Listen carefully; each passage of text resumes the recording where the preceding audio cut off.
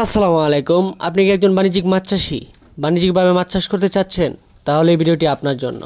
ভিডিওটি স্কিপ না করে সম্পূর্ণ দেখার চেষ্টা করবেন, কারণ আমরা ভিডিওর মধ্যে মাছ চাষ সম্পর্কে বিভিন্ন তথ্য বলে থাকি যা আপনারা স্কিপ করলে সম্পূর্ণ ভিডিওটি দেখতে পারবেন না। তো মাছ চাষী ভাইয়েরা, আমরা আজকে কথা বলবো জনপ্রিয় ও লাভজনক মাছ ভিয়েতনামি শোল মাছ নিয়ে।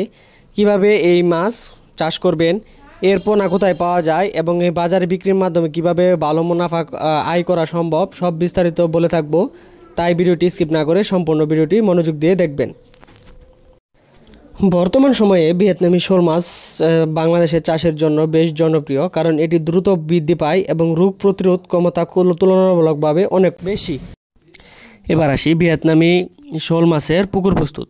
প্রথমে পুকুর শুকিয়ে চুন প্রয়োগ করতে হবে। প্রতি শতকে 1 থেকে 1.5 কেজি গোবর অথবা জৈব সার ব্যবহার করে প্রাকৃতিক খাদ্যর ব্যবস্থা করা যেতে পারে। প্রয়োজনীয় পানির গুণগত মান পরীক্ষা করা জরুরি।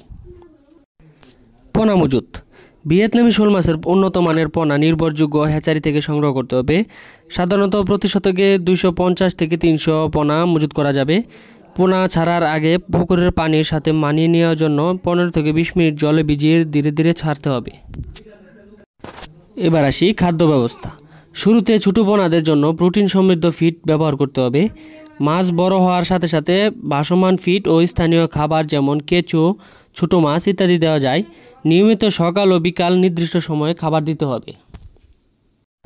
আপনারা যদি যত্ন সহকারে এই ভিয়েতনামি শোল মাছের পোনাগুলো 8 থেকে 10 মাস চাষ করেন, তাহলে প্রতিটি ভিয়েতনামি শোল মাছের ওজন আসবে 1 থেকে 1.5 কেজি বানিয়ে আপনি বাজারে বিক্রি করতে পারবেন।